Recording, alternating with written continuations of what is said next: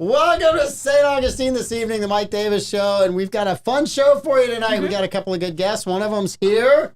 One of them's on their way. Traffic can be a thing here in St. Augustine, even on this rainy, cold day. And this might be the coldest day we've had here in a while, and reminds us every once in a while that there's still winter in North Florida. Yeah. But not as much winter as Amanda's former hometown, Pensacola. Oh, my word. Which got crushed with snow yesterday. My friends back home, so I never lived in Pensacola, but Niceville got 6 inches of snow.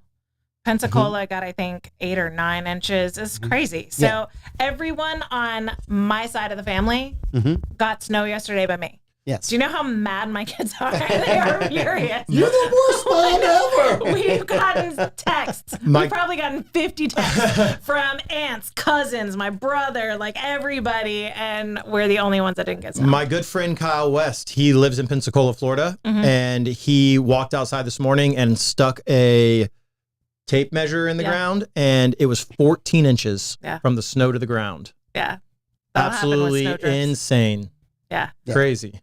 Yeah, it was fun watching the road signs, welcome to the Sunshine State. And it was nothing but white. That was pretty cool. I did wake up this morning. There's something wrong with the thermometer on the outside AC unit.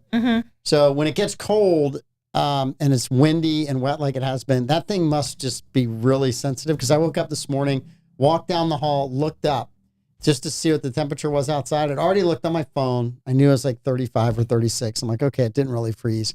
It said it was 8 degrees. And I was like, buddy, I think you're in trouble. I think you're struggling, little thermometer. Came back a few minutes later.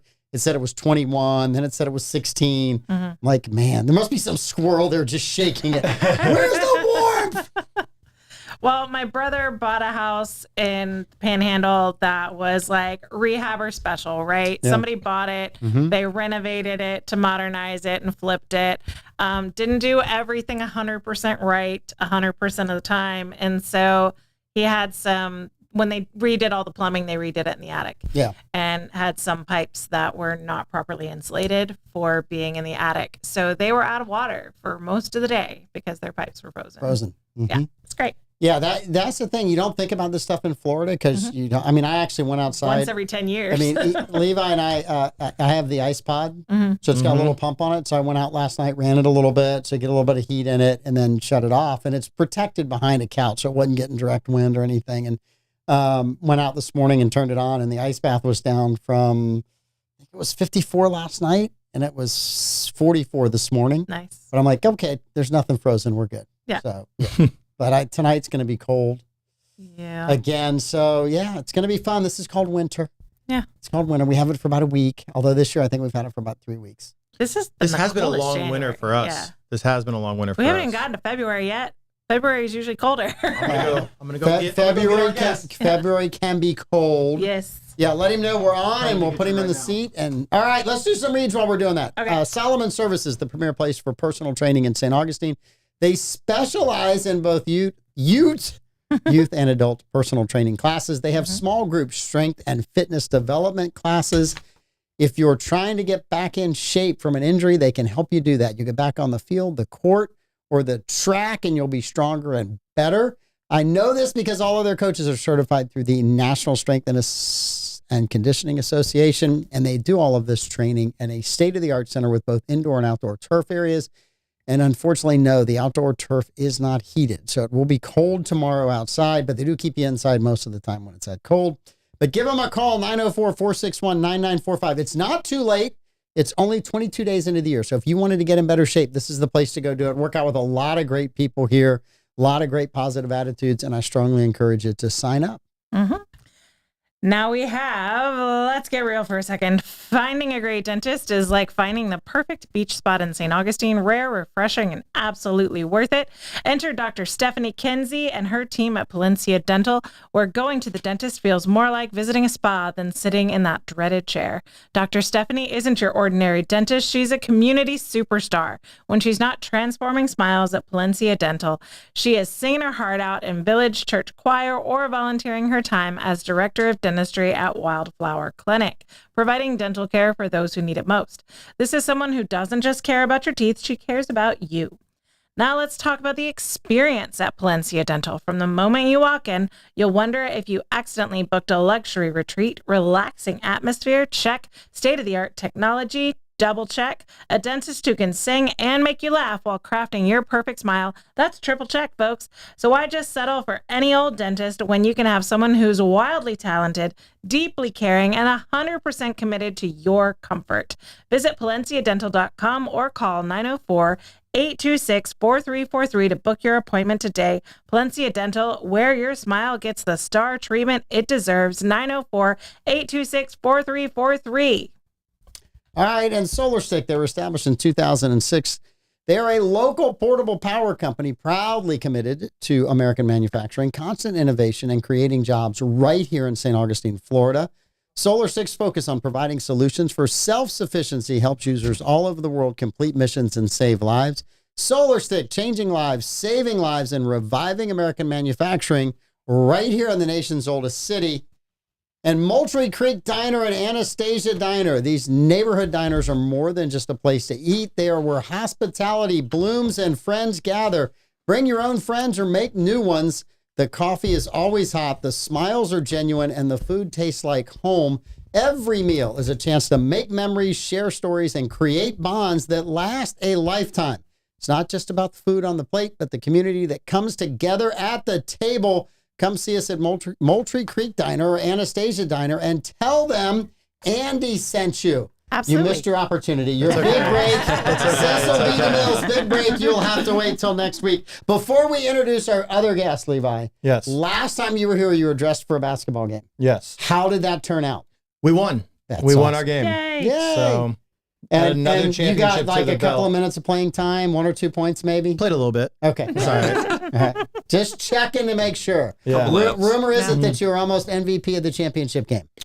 It's to be determined. I mean, I guess, I don't know. They didn't really give out an MVP, but I mean, you got to have confidence, right? I'm always MVP. Yeah, that's right. That's exactly right. I love it. I love it. So you have brought a guest with us today. I did. One of your good friends. Yes. So would you like to introduce? I will introduce him. Yes. So this is our guest, Tommy Clark. Hey, how you doing? Tommy? And I will give you guys a little backstory. So Tommy and I met playing basketball, and Did he dunk on you? No. he did not dunk on me. Actually, My game's lower to the ground. I was giving them buckets, as we would call it in the basketball community. Yep. And Tommy approached me and started talking to me about like right into like career and what I want to do with my life. And it was a very interesting conversation. And then I ended up going to work for his firm for a little bit.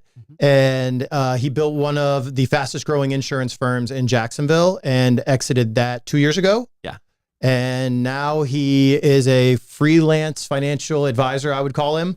Consultant, yeah. Freelance financial consultant. And he specializes in the finance of the future. I call him the wizard. The Wizard. Oh, The boy. wizard. Tommy the Wizard Clark. The oracle, the wizard. Oracle, the Wizard. He predicts future financial markets better than anyone I've ever met. Listen, pay no attention to the man behind the curtain. So how long were you in the insurance biz?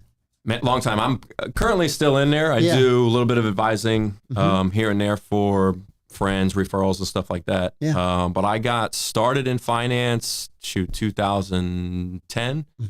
I graduated. I went to school here at JU. I was a basketball and a marketing kid. And just like every other college kid, I'm like, oh, man, who needs a degree? Like, I want to play basketball for the rest of my life. And then you figure out, like, I think you're going to need the degree. You're gonna need that. Yes. So I got started right out of school with JP Morgan, Chase. I spent 5 years with them. And it's funny, I tell everybody, I'm like, man, I was the redheaded stepchild over there. Like, what do you mean? Oh, I was in 6 different departments in 5 years. So they just wanted me to keep moving. Yeah. And I had a really good friend of mine that was running a successful insurance and retirement firm down in Fort Lauderdale.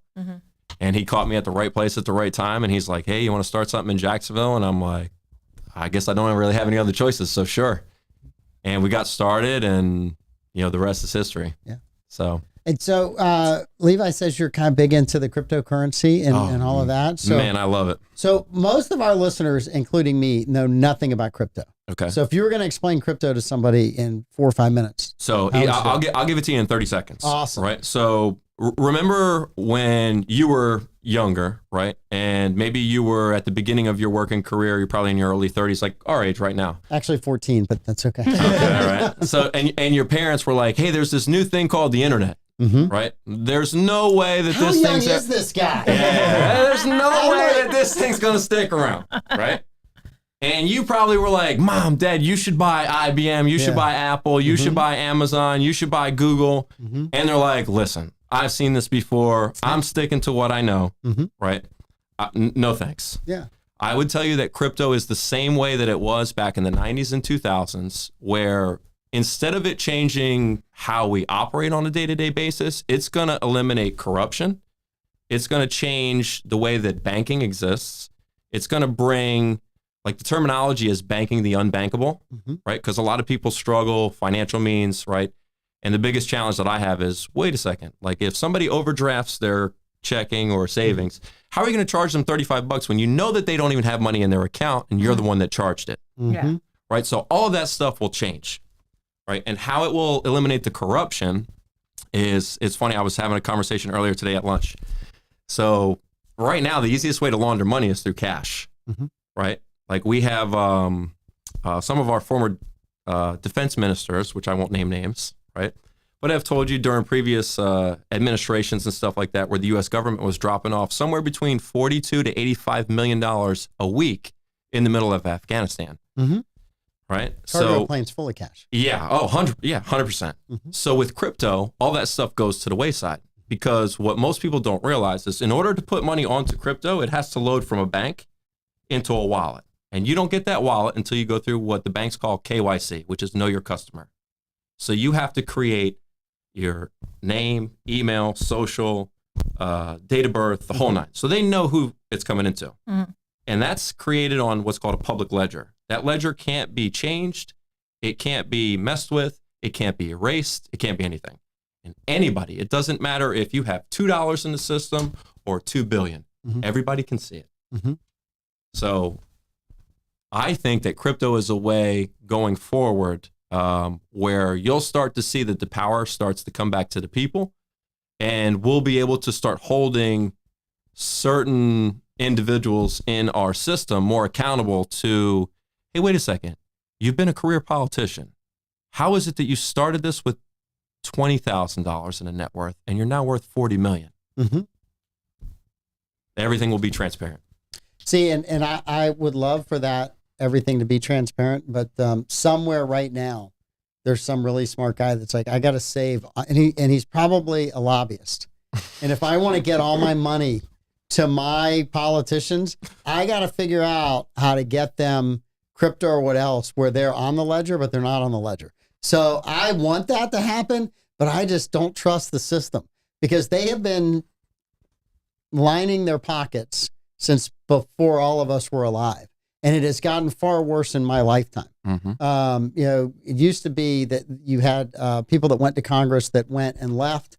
And then all of a sudden they went, wait a minute, I can make a career out of this. And then, wait a minute, I can make a fortune out of making a career out of this. And so it's rare that you see a politician that goes to DC or to one of these state houses and leaves with less money than when they went in. And usually it's a significant amount of money more than when they go. We've seen there's only one, right? From what the numbers have There's shown only us. one person. He just got back. Honestly, he's the only one that lost money. I mean, Nancy Pelosi's never lost money. Alyssa, she needs to run a hedge fund. Well, there's a group that's running a hedge fund for her, right? Because they follow her and they just say, this is what Nancy bought this week. And if you had bought what Nancy bought, you'd be so far ahead of the market. Yeah, you could eliminate the need for Goldman Sachs, Waddell and Reed, all the crazy hedge funds, the Allianz Bernsteins. Yeah. So I hope you're right on all that, but I just look at the depth of the corruption, and I think that's something that all of us kind of suspected, but we found out from 2016 to 2020 the depth of it. And then it just kind of continued. You're like, man, and that's why Trump's back. Because the depth of the corruption was so great. People are like, that's just we got to change this. That's just not right. We have to vote for this guy. And you can be a huge anti-Trump person, but if you can't look at what happened in the system in the last 8 years and how wrong it was, you're the people that are just the prey for the system. Yeah, you're not paying attention. You're not paying attention. Well, so I'll give you a glimmer of hope. Yes. Right. And I'm always the optimist. I'm like, hey, glass is always half full. Yeah. Right. But every rainstorm, every monsoon, every hurricane eventually comes to an end. Mm-hmm. Right. So I would kind of tell you, hey, look, we have what I think is what's called the synergists that are all getting together. Yep. They're like if you ever read Barbarians to Bureaucrats, right? So as you go through, where did you find that book? So in the insurance business, the guy that I've learned a lot from is Patrick Bet-David, PBD, and we would have book of the month every month. It was one of my favorites. Mm-hmm. But listen, I think we're at the spot in time where you're getting the right people together. Because we talked about politicians making a career out of it and making money, right? I think that the guys and girls that are getting together right now, so we'll name some names, right? Dana White, right? Elon Musk. You got Zuckerberg that they're getting back into there, right? Which I can't trust you until I see action. Yeah. Like I hear what you say. I see that you're on Rogan. I just want to know that his wife was mad at him for the other day. If I find out that, then I'm okay. If I find out that, then I'm okay. I'm feeling a little bit better. I seen some AI videos about that thing, and I'm like, oh man, AI is amazing. Yeah. It is amazing, right? Amazing evil. Yeah, it's like, it's definitely going to get some guys and girls in trouble. But when you look at the guys and girls that are getting together, the one common denominator that I see is you have guys and girls that love what they do and started something not because they're like, oh, I got to make a ton of money to have this or do that. Like they really want to change how America works or how the universe works. So for that aspect, I always have a glimmer of hope. Because when you do something without the need or the desire for monetary, benefits on the backside, I feel like there's a genuineness to it. Well, someone asked me, why would Elon Musk get involved? I said, it's really rather simple. I mean, all of these guys that are getting involved, they've been incredibly successful. And along the way, they've done things that people say can't be done. And so in these conversations, people that have money are just like people that have some and have none. They all look at the government and go, you can't fix that. Right. But these are the people that go, well, wait a minute. That's a challenge that I might like to accept. Yeah. Because if I do this, I'll be the first person that's fixed government in 70 or 80 or 100 years. And so for them, they're like, okay, challenge accepted. So I look at it from a Musk and a Zuckerberg and all these guys that want to be involved in it and actually make it more efficient. I look at them going, this is a challenge that nobody else has been able to do. And if we pull this off, we're not just going to be a little bit famous. We're going to be hugely famous for a long time. History books. Yes. Yeah. Yeah. Barbarians to Bureaucrats. I caught that book when I was in college, just walking through the bookstore one day. I bought it because I'm in a family business. Okay. And I'm in the third generation. So I just enjoyed reading kind of how that business model changed and how some of the people kind of fit into it. I thought the guy that wrote it did a really, really good job of pulling historical figures and making those business comparisons. And it fit perfectly. Yeah. Yep. That was a really, really good book. You're the first person that I've heard mention that book. So I was like, where did it come from? All right. So there's all kinds of crypto out there. Yep. You are not advising anybody in this. Nope. But are there certain cryptos that you're like, I like these. I think they got legs. They're going to go longer. And there's some cryptos that aren't. We had somebody on this network that had got involved in Doge, but I'm not sure that was a good investment. So listen, I'll give you my conspiracy theory talk on Doge, right? And simply because we're talking about Elon Musk. Yes. So you heard at the rally, he's like, oh, we're going to put American stripes on Mars. Yes. So I've been telling people this for years. I go, if there's one person, right, and we look at this logically, that could colonize Mars. Right? It's Elon Musk. Let me tell you why, right? So first we look at like how Mars operates as a planet. It's bipolar. So it's negative 300 degrees during the day and it's plus 300 degrees or backwards, right? Negative 300 at night, plus 300 during the day. So we can't live above ground. We got to live underneath. So, so first we have to figure out how to get there. The question for all of this is, does Elon Musk own a company that could do this? So how do we get there? Right? Does he own a company that could help us get there? SpaceX. 100%, right? So now we get up there, right? We know that we can't send people because, like, dude, it's bipolar. Like, people will die. Yeah. So how do we create a workforce? Do we have a company that can create robots? Tesla. Okay. Now, do we have a company that could create a power source that could supply the robots to be able to build? Solar City. Tesla. Right? Tesla has the batteries. So second, we can't live above ground. We have to dig. Does Elon own a company that digs or builds holes? Boring company. Okay, right. Second, now that it's dug and everything's built, can we power it and can we connect it to the internet? Does he own a company? Starlink, right? Okay, so here's the third one. This ties crypto into, or the last one, this ties crypto. So now that we have it, do we have a financial or a monetary asset that is traded on something that's connected to whoever is, founding the land? Doge. 100%. And that's why it's a dog on Mars. Okay. So Doge is coming back. Listen, I don't own any. Yes. I'm not I need my values for if I'm going to buy something is very simple. Is there a company behind it? Right? Can I look at their financials? Do I understand what debt that they have? And can I understand their growth rate? Yeah. That's it. Like if I can look at that and I can understand all that stuff, I'm all for it. But Doge is a meme. Like it's pure speculation. I mean, I don't know that we're going to colonize Mars. I don't even know if it's possible. Yeah. I think it'd be interesting to see if we make it, just get a ship there, right? Land it, put more than one robot on there and then go back and forth, right? Because it is going to be difficult to do all that. There's a huge time lag involved in that. I think it might be 100 years before we actually get there. But if you don't start developing the technology, and if you look at a lot of the technology that we have today, it all came out of the space race. Yep. All of these innovations that came trying to put somebody on the moon.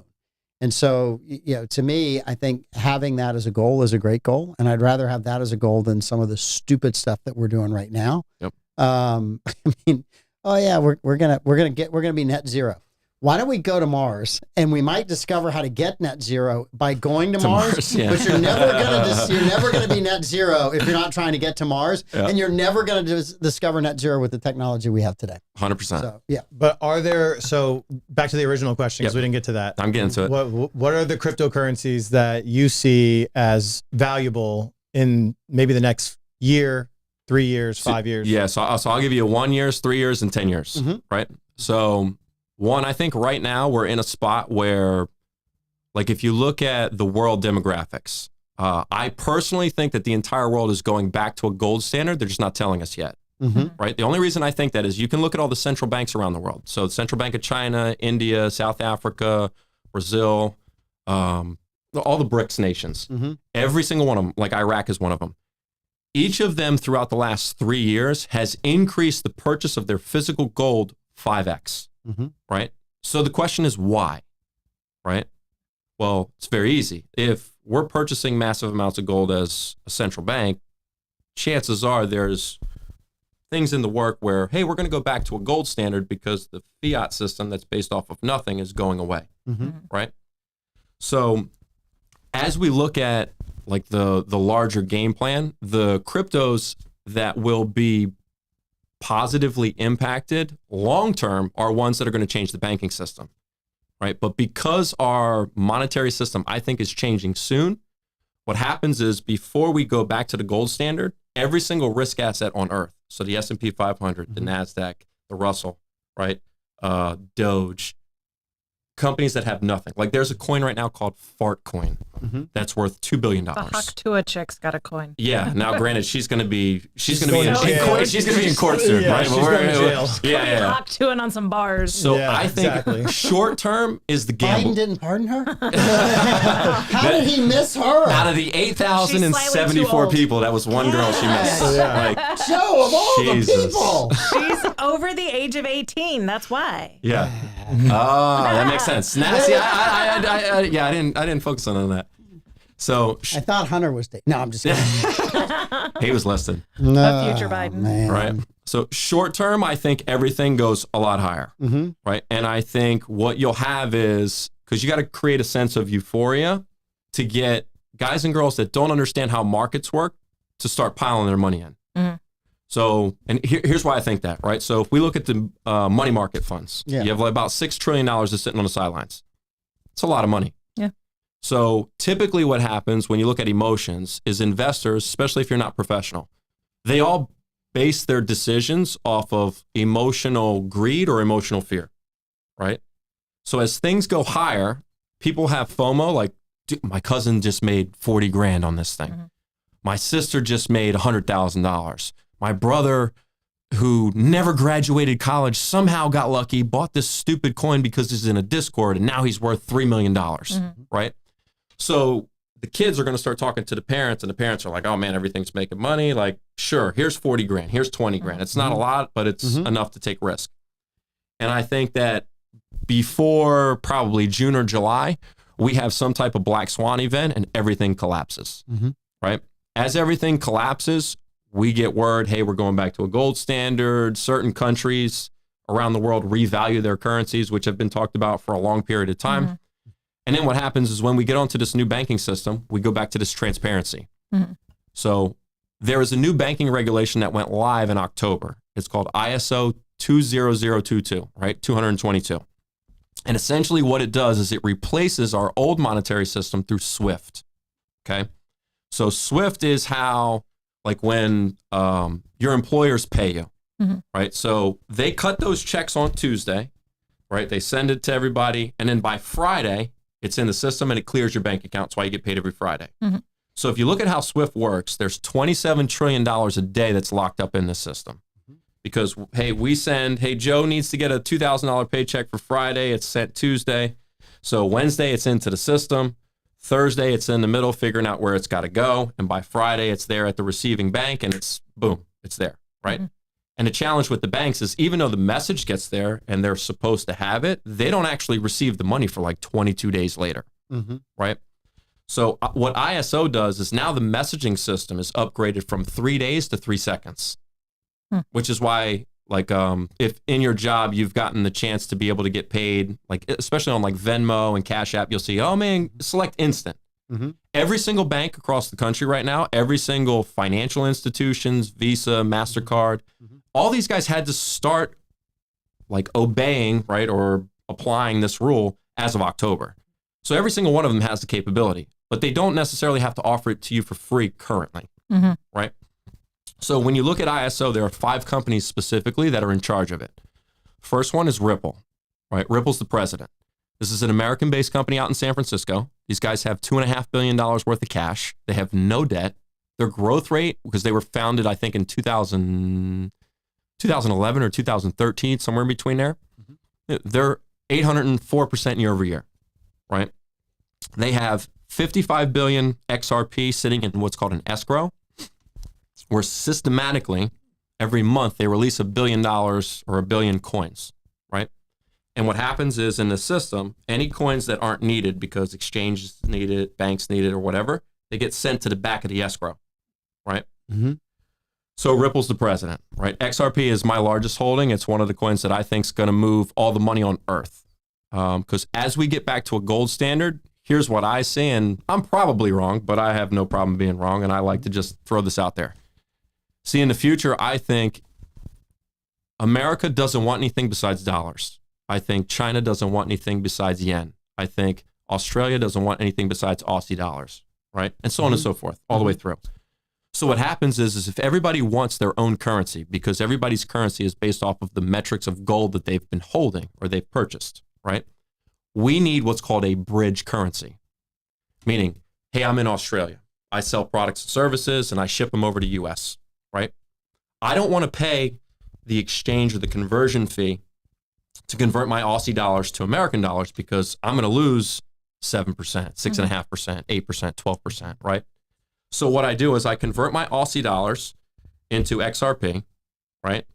XRP I then send to the receiving company, right? So when I send that transaction, it doesn't matter if the transaction is $3 or $385 billion. The cost of the transaction is 1/10 of a penny. And the transaction happens in 3 seconds. The success rate is 99.99999%. And I have it on a public ledger where it goes through different algos and different blocks and stuff like that, where it's 100% transparent. So I'm not hiding anything. Yeah. Right. So Ripple's one of them, right? XRP. Second one is Stellar. Because the way that I see it is, so if we were to categorize stuff, when you were working, you ever tried to do like 50 jobs at one time? Every day. So and how amazing does it feel for you? Some days great. Some days great. Some days great. when you feel great, why is it that you feel great? Because I got most of them to go the way I wanted them to. Okay. What happens on days where you don't feel great? Oh, most of them didn't go the way I wanted. So what if, right? Every day you came into work, you only had to focus on one thing that was the best thing that you were doing. See, I think that is essentially what is happening with ISO 222, because the vice president is a company called Stellar. So Stellar was created by one of the co-founders of Ripple. The guy's name's Jed McCaleb, right? So what Stellar plans to do is when we're all in America, right, and we're moving our money and we're buying stuff here or there, our local banks will convert our transactions via XLM, right? And so on and so forth. And then you can go down the line with XTC, IOTA, Quant, and a handful of other ones that are on those lists. So what are the Chinese using? Are they using cryptocurrency? I don't know for sure. I do know that they have a system called Huawei. So every single dollar that they spend is all digital. I have a friend of mine who owns Set Performance. He was over there because he was doing some golf training. And he's like, hey, Huawei, when you go to purchase things, you have to put your hand up and it scans your hand, right? And then it taps into your bank accounts and stuff like this. So in country, I have no idea what they're using, but I do know if they were to ever send yen over to buy oil or anything like that, the cheapest transaction and the highways that are built is through Ripple's ledger, which is an XRP ledger. Okay. Yeah, because I mean, what you got, and you mentioned BRICS, right? So you've got those countries that are really trying to get, and really it's the petrodollars right now. They're trying to get the petrodollars not to be U.S. dollars anymore, but to be either Chinese, the yuan, whatever. So whatever that is, it's the Chinese dollar. But they're trying to get that as the main currency.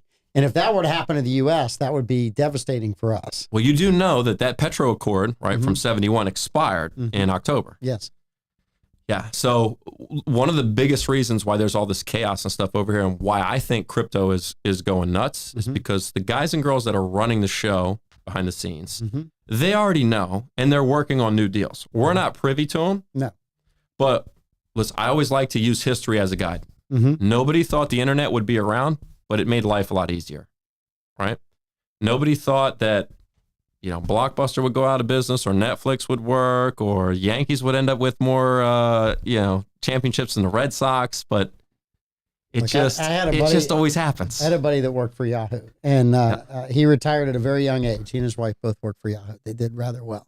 And he said the internet was around for 25 years. No one knew what to do with it until they put sports and porn on it. When they did that, everyone knew what to do with the internet. Then all of a sudden it took off.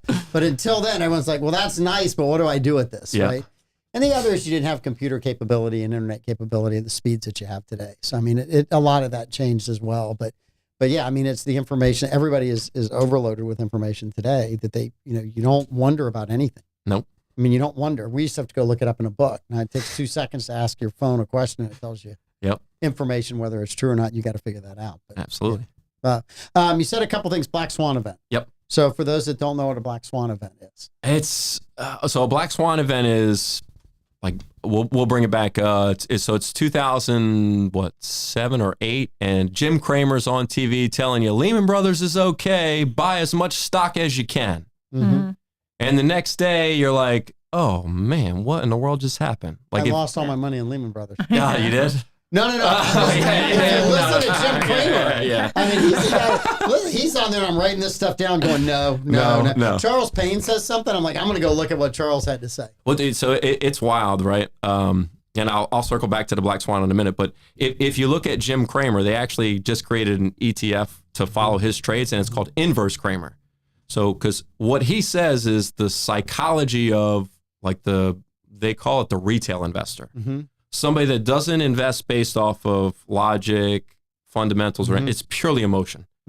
So sometimes, like if you're new to investing and you're emotional about something, typically the the solution that's going to make you the most money is to do opposite of what you're thinking about. Yeah, and it's wild to think about.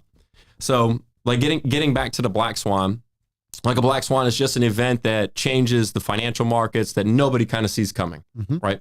And after it happens and you kind of look at all the details, you go, man, I don't know how we missed it. I personally think one of the Black Swan events could be them shutting down the internet, right? People would go crazy. I think if we actually lose like the dollar as a world reserve currency, there's an old, I think he's Swiss. He's a hedge fund manager. His name's Clive Thompson.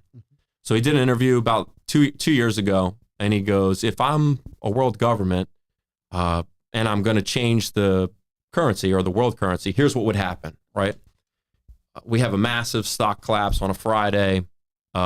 Things break out, kind of like 9/11. 9/11 would be another black swan event, right? But they'll shut the banks down. And Friday night, all the banks and the regulators and stuff get together and they go, dude, what are we going to do to fix this? They get together. Monday, the banks are still closed, right?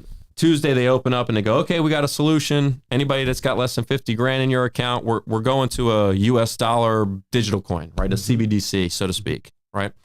If you had less than 50 grand, we'll match you 1-to-1. If you have anything over 50 grand, like we'll give you up to 50 grand, but you're going to have to give us time to get whatever is above that, right? And we know that means that you're never getting it back. Yeah. Right. But I personally think that we'll go through something that probably nobody ever really remembers, but in 1933, when we went through the Repatriation Act and the government said, hey, if you own physical gold, come on and sell it to us for $24 an ounce. And, you're not allowed to own this thing anymore. Bring it in and we're not redeeming it for you, right? And then 3 days later, once all the gold was repatriated, they put it on the open market for 28.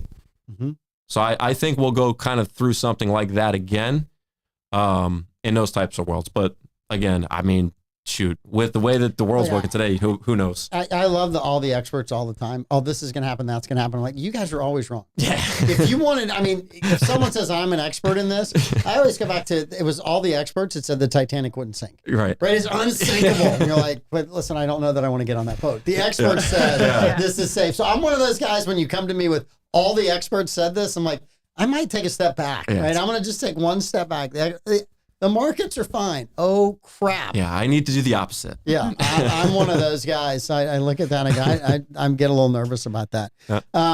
The other one, you said a bridge currency. So you think the bridge currency is some type of cryptocurrency? Yeah. So here's what I'd tell you, right? Like they hide things in plain sight. Like you can go to Google right now and just type in world bridge currency and it already pops up. It's XRP, right? So, and I'll give you like we'll dive down the rabbit hole of why, right? So in 2015, Ripple was sued by FinCEN, right? So it's a financial department, right? That's like regulator. So they go through this regulation and they're like, okay, cool, no problem, done, right? They solved it in 2017, right?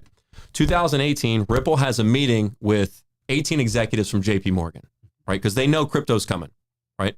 So they get in there, they talk to Ripple CEOs, Brad Garlinghouse, Chris Larson, who's their CFO, and a couple other guys and stuff are in the room. And JP Morgan essentially tells them, hey, listen, your escrow, we need 50% of it. Like, we got to have half of it. Ripple says, kick rocks, right? The moment that Ripple says kick rocks, all these executives leave. Guess what happens? The executives go into another room. They talk to Vitalik Buterin. They talk to Ethereum. They get a couple members, which we can find out through the blockchain, right? And figuring out who's putting money into there. It's one of the lead parties in the CCP. So they do an Ethereum ICO, right? Because Vitalik Buterin was actually an employee at Ripple when Ripple was in its incubation stage. Okay. Right? So he leaves Ripple, then goes and creates Ethereum, whole nine, right? So then we flash forward to 2020. So the SEC comes in. There's a guy by the name of Bill Hinman and Jay Clayton. Both of them have ties to the Ethereum Foundation. They were part of the ICO, where we have the guy that who did the ICO, guy's name's Joseph Lubin. He's on camera, he's on video, he's on voice recording, right, with a group of investors saying, hey, if you want to hide your identity, all you have to do is create multiple email addresses and we won't tell anybody who you are. Doesn't matter, right? So these guys make $1 billion bet with a law firm called, Anderson Horowitz, right? The same guys that built Las Vegas. So they make this $1 billion bet. Hinman names two companies or two cryptos that are in compliance, that aren't securities. It's Bitcoin and Ethereum. And on Jay Clayton's last day at the SEC, it's December 20th of 2020, he issues a lawsuit against Ripple, right? Because Ripple won't give half of their escrow to JP Morgan. And he sues them right in the middle of a bull run, right, and plummets the coin. So Ripple has nothing to do but spend, I think they spent close to like $50 million on a lawsuit, right? Every single investor that was in there had their coins go from 80 cents down to 17, and everything's vanished, right? So when we look at this, we can kind of come to the conclusion, regulatory capture is always a thing. And if you don't want to play or abide by the big boys rules, they're going to use every single thing that they can kind of use they want to control. Put you in that place. They want control. And that's why, for me and some people that look at this is it's like an internet-based monetary system, right? You can't see it, you can't touch it, right? For me, the Black Swan event is everybody gets on there, everybody's using it. And then you do exactly what you said before. You shut the internet down. And then no one has access to any of their funds. No one knows where their money is. No one knows where it's at. So here's what's wild with crypto. Yeah. You don't need the internet and you don't need power to access it. Okay. So like, for example, right, let's just say you bought coins, right? If you have them on an exchange, yeah, you need the internet, right? But what you can do, like if I have what's called a cold storage wallet, right? So it looks like a little phone. So I buy coins on an exchange and I send it right into a cold storage wallet, right? Now I have them on this cold storage wallet. I can send coins from this cold storage wallet to another wallet without any internet capacity at all. All I need is the wallet address. And it's powered by rechargeable AAA batteries, so on and so forth. So you're saying that's the hedge against everything else going out? Yep. Provided somebody else has the wallet to give it to them. That might be the Black Swan event. Yeah. It's how many people actually have it. But, as more and more guys and girls are starting to accept crypto for payments, eventually I think what happens is people, instead of just a phone, like you actually have like a digital wallet, and it's either built into some type of chip or some type of watch. So I'll go back to Levi.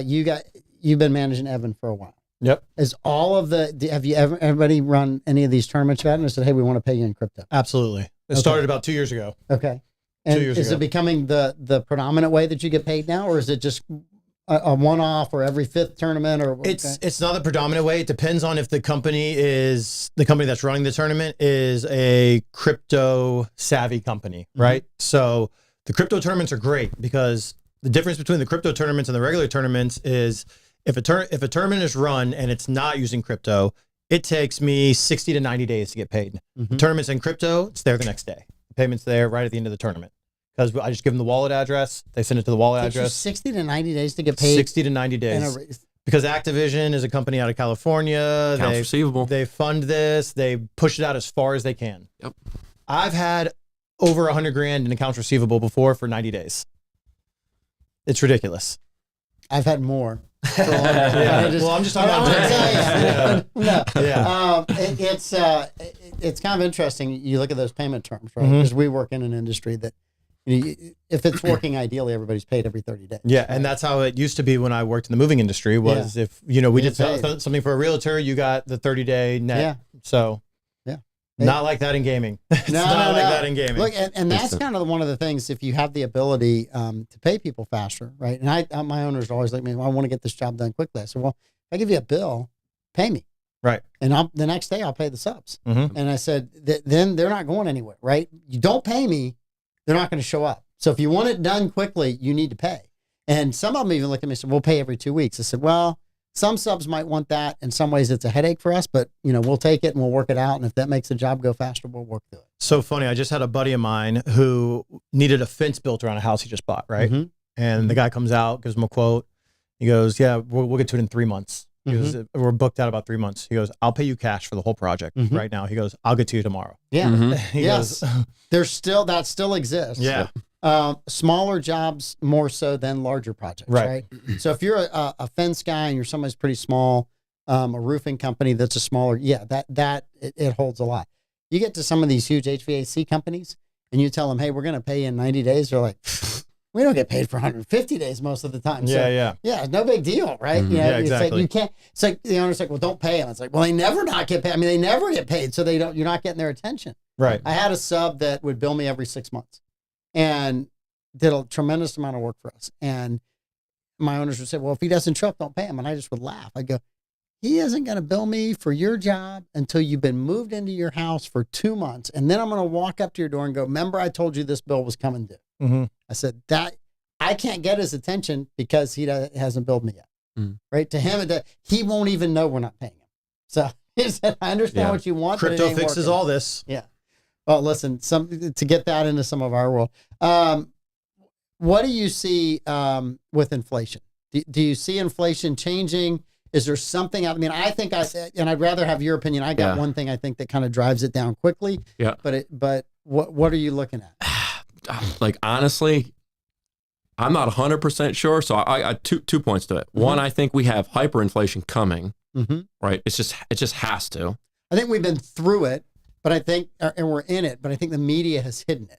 Now that Trump's in office, they're going to start talking about inflation like they never talked about it the last 4 years. Yeah, you'll get real numbers. You're going to get real numbers now, especially these first 4 or 5 months. Yep. Because they've already written the storyline. Everybody that voted for Trump is a sucker. Yep. Look, eggs haven't come down. There will literally be stories, I'll promise you, where MSNBC will find a grocery store and go, oh my God, eggs now cost this. Yep. And when Trump took over, they were 6 cents less. Yep. I mean, they quadrupled under Biden, right? And nobody said a word. So I think we've been going through a little bit of that. What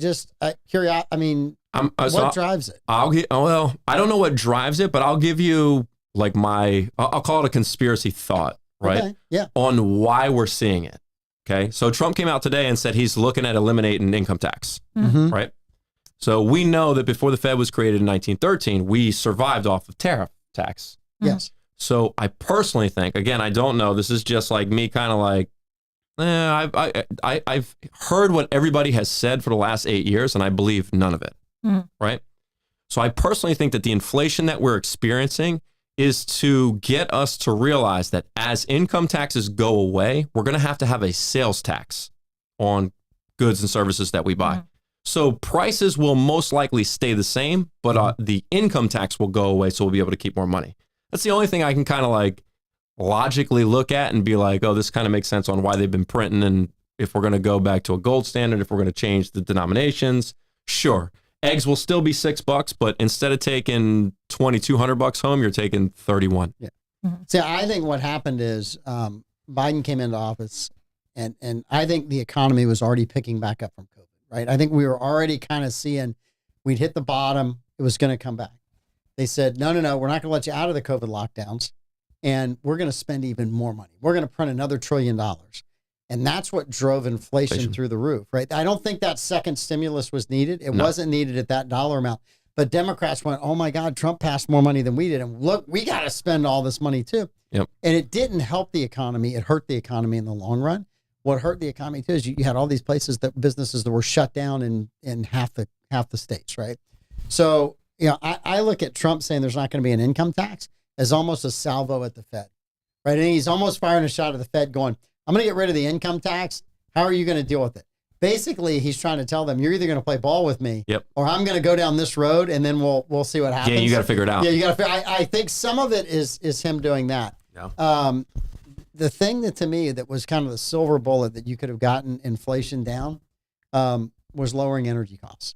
Everything drives off of energy costs. Yep. Gas was $2 a gallon when Trump left office. It quickly went to $4. Right? That spread through that spread through food, that spread through building supplies, everything, retail. It all went through that. So if Trump can get energy prices down in the next 6 to 9 months, that to me, you will see inflation lower down. I think he already has the solution, right? So he signed an executive order yesterday about reopening the Alaskan pipeline. Yeah, so not only to drill in country, but so one of the strategic relationships he's been developing behind the scenes, and most people don't realize this, is with Iraq, right? So Iraq has been one of those countries, right, that we'll just say has been in dire need of change, right? So here's what's happened over the last 10 years. You've had Wells Fargo, Citi, and JP Morgan go in there and revamp their banking system. Recently, I think in like September or August, you had BP go in there and sign a $3 billion deal, right, with the prime minister and all that stuff, because they're going to build a pipeline that pretty much connects, Turkey all the way on down to Saudi Arabia. So they're going to be able to move oil. Wait a minute, I thought pipelines were bad. I'm sorry, I just had to ask that question. I just had to ask. Like, it depends on if you want high gas prices or low. Depends on what country you're in when you're running the pipeline. So, it depends on if you want gas to be so expensive, people will buy into wind, solar, and all the rest. Right. Absolutely. Yeah. So, and on top of that, 3 days ago, Iraq found one of the largest oil reserves in history with over 3 billion barrels of oil. Yeah. What I love is in 2000, right, when Bush was president, like, oh, we've reached peak oil. We've reached peak oil. Mm-hmm. If I had $100 for every time there was an article that we found these huge reserves in all these different countries, most of all the United States. Yeah. And then fracking comes along, I'm like, I wouldn't need crypto. I would have retired. a truck full of money, right? I mean, are you saying Leonard Nimoy lied to me in that special I had to watch in science class? He lied to you multiple times in that special. Doggone it, He was reading a script. I trusted you, Spock. I'm gonna solve this for you because you're a Trekkie. Yeah. All right. That was evil Spock. Yeah. That was from the parallel universe. It was evil Spock. It wasn't really Leonard Nimoy. Oh, you feel better now. The parallel universe of Earth. Yes. I prefer the fake Star Wars universe.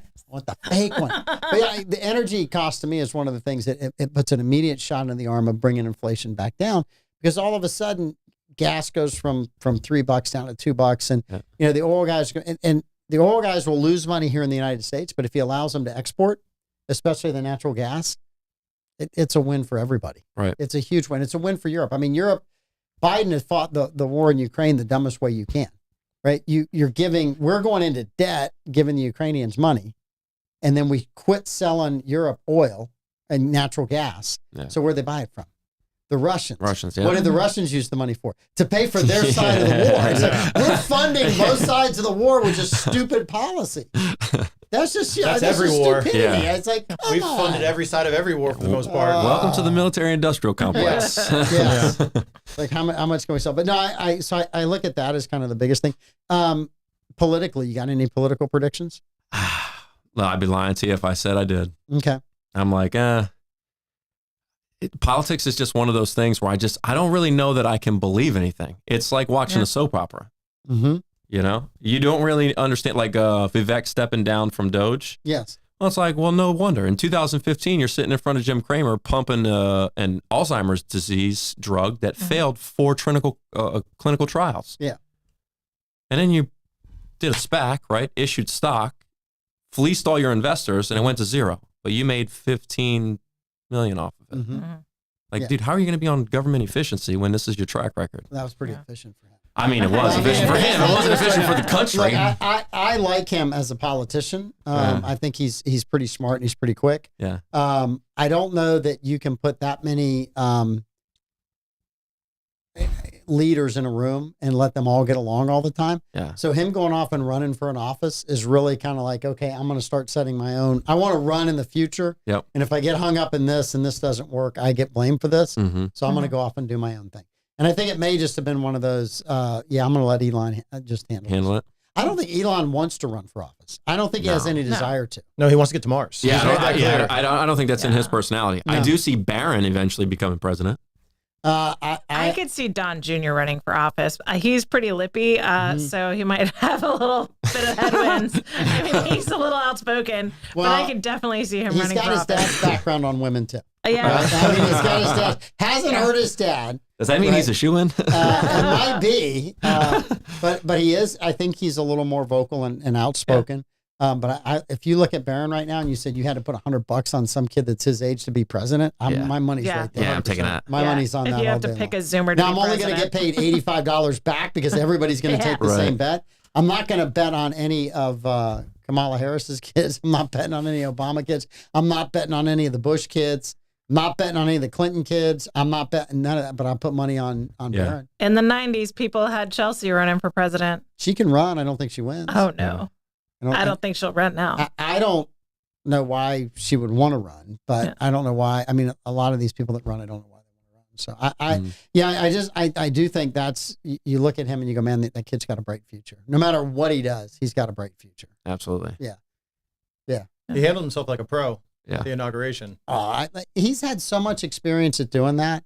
And no matter what you say about Donald Trump, you have to give him credit. His kids have all stayed out of trouble. Mm-hmm. They have been high profile kids in one of the highest profile cities in the country where the paparazzi is everywhere. And if there's a rumor that's a bad rumor, it would get printed in the press. Oh, yeah. And they have stayed out of all of that. Yeah, that's true. And you have to give him an incredible amount of credit for being a public figure and raising some really good non-public kids that have stayed out. Not to And mention, you could argue that for a while they saw the Trump kids as one of them, and so they wouldn't have reported anything. But there was for sure since 2016, for sure there's been a target on them. 2015. And the fact that they haven't pulled out At least. anything in the past 10 years to discredit any of the Trump kids is pretty wild. It's not just that.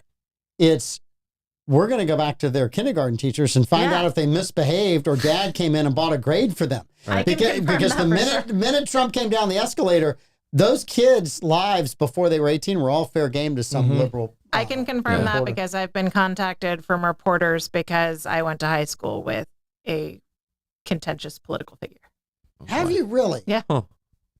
All they have to do is watch a show if they want to know anything. And I have not answered a single one of them, but man, that's tempting.